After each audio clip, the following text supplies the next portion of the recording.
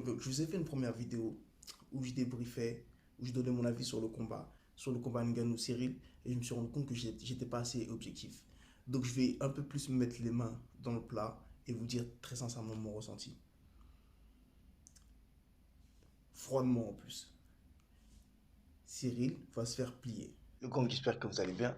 Je vous souhaite une bonne année et meilleurs vœux pour cette année 2022. Ça fait un petit moment que je ne vous ai pas parlé, que je ne vous ai pas fait de vidéo. J'ai été légèrement focus sur mes autres projets qui ont très bien avancé. J'en suis très fier.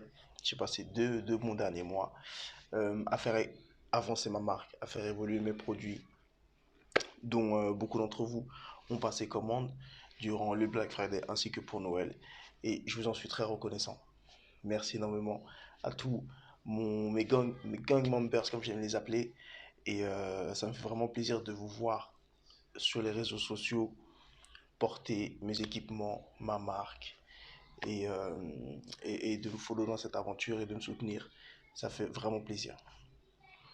Je viens avec cette nouvelle vidéo aujourd'hui parce que j'ai des infos croustillantes que je vous partage tout de suite après l'intro. C'est parti. XS de body, XS de body, XS de body, XS de body, XS de body, XS de body, XS de body. Let's go!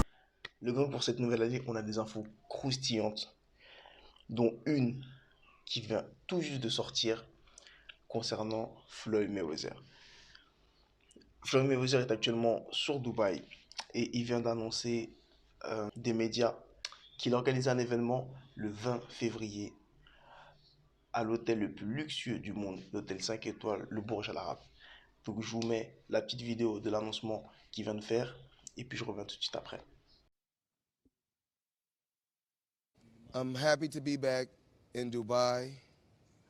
I talked about making an announcement. So we will be doing a special limited edition boxing showcase right here on the helipad February 20th, 4 days before my birthday. It's always been a goal of mine to come to the UAE and put on a show and display my talent for the people in the Middle East. Concernant cet événement qui aura lieu en février à Dubaï, on n'a pas encore exactement le type d'organisation que Floyd Mayweather va organiser.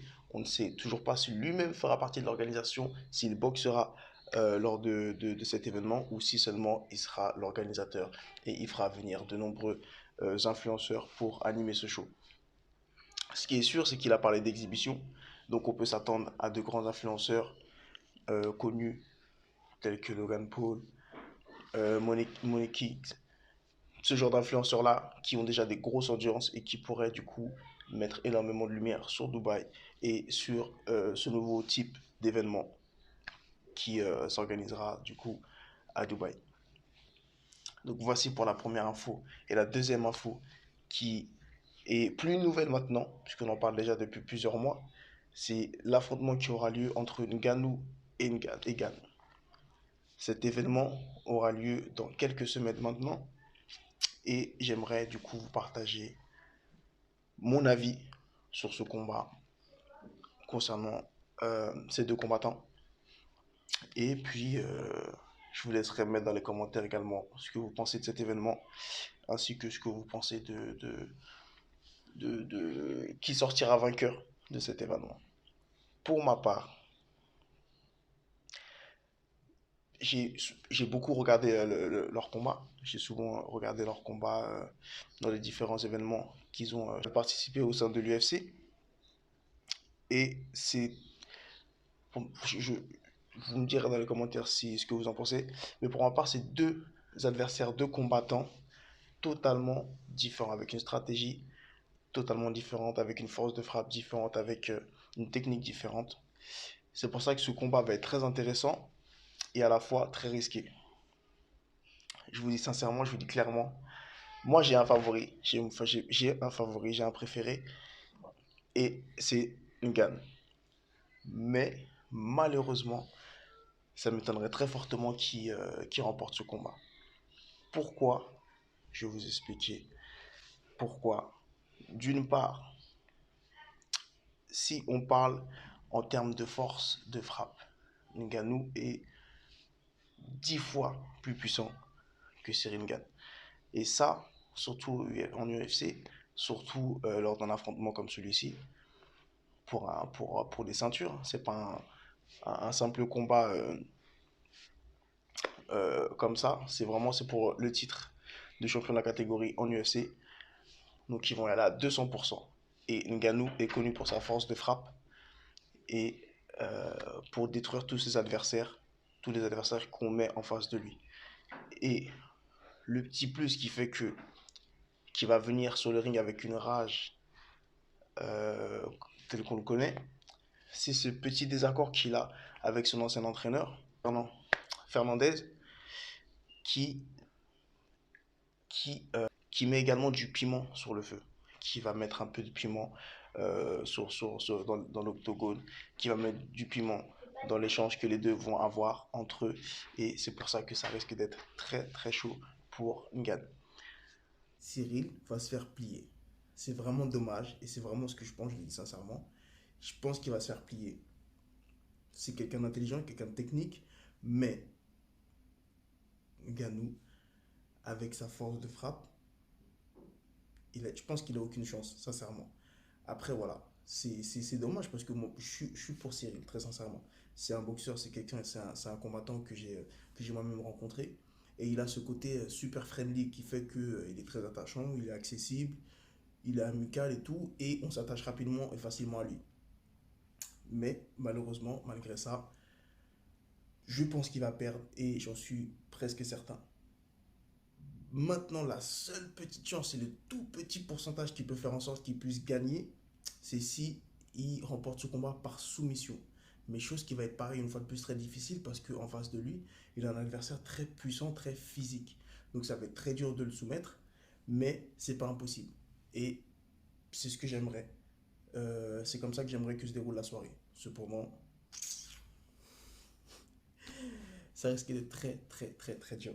Lui-même est honnête et le dit dans une interview que je vais vous mettre juste après, que c'est un adversaire très puissant et bah, que forcément qui dit adversaire très puissant, dit soit tu as une bonne stratégie et tu l'appliques à mort et elle marche, c'est-à-dire tu tournes pendant 5 rounds, je pense que ça va être difficile, et dès que tu as une opportunité de le soumettre, tu le soumets, mais je pense que ça va être dur. Donc je vous laisse avec la petite interview inédite que vous avez vue jusqu'ici nulle part ailleurs, et je vous laisse me mettre dans les commentaires ce que vous en pensez. Tu sais, on arrive sur ce combat-là avec nos forces à nous, tu vois. On n'est pas là pour aller contrer ses forces à lui. On n'est pas là pour, comment dire, pour aller le battre dans son domaine. On n'est pas là pour être plus fort que lui. Moi, aujourd'hui, j'ai jamais vu quelqu'un aussi puissant, aussi athlétique, tu vois, power, knockout. J'ai jamais vu ça. Francis, c'est de toute l'histoire du UFC, je crois que c'est le gars le plus impressionnant là-dessus. En 3 mois, je ne vais pas m'amuser à travailler mon corps pour être plus fort que lui. Si on est sur de l'engagement à 100% des deux côtés, qu'il n'arrive pas à me toucher et qu'on s'en va au 5e round, j'ai du mal à croire qu'il ira jusqu'à la fin des 5 rounds. Il y aura forcément des grosses failles dans son jeu. Ça, c'est une certitude. Mais encore une fois, bah, ça résume bien le combat. Hein. Si je ne mange pas une cacahuète de sa part, je pense qu'on peut appliquer le game plan et on a tout ce qu'il faut pour gagner, tu vois. Mais encore une fois, il ne faut pas prendre des cacahuètes. Maintenant, Gann, c'est un boxeur très intelligent. Donc, s'il vient avec une bonne stratégie, une bonne tactique, et qu'il ne va pas justement à l'affrontement, à la guerre avec Ngannou, il y a possibilité qu'il remporte ce combat. Maintenant, tenir 5 rounds en tournant, bon, c'est faisable, c'est possible. On l'a déjà vu, par exemple, du combat de boxe de Joshua contre Ruiz. D'accord? Pour leur retour, c'est une stratégie à adopter, c'est une stratégie intelligente, c'est une stratégie qui, à mon avis, ont mis en place Cyril Gane, son entraîneur. Maintenant, ça reste quand même d'être difficile si seulement il prend un coup de Ngannou. Maintenant, c'est vraiment ce que je pense. Je vais vous laisser aussi avec des petites vidéos du chaos, des différents chaos que Ngannou a mis durant ces dernières années.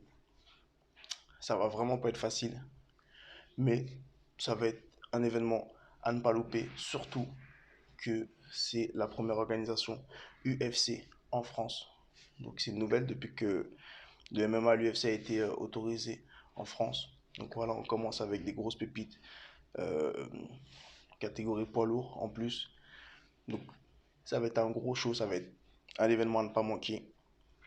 Je vous referai du coup une vidéo pour vous débriefer un peu la soirée du combat à chaud après le combat. Mais d'ici là, vous pouvez déjà me laisser dans les commentaires vos avis, vos idées du déroulement de la soirée du combat et puis également votre favori.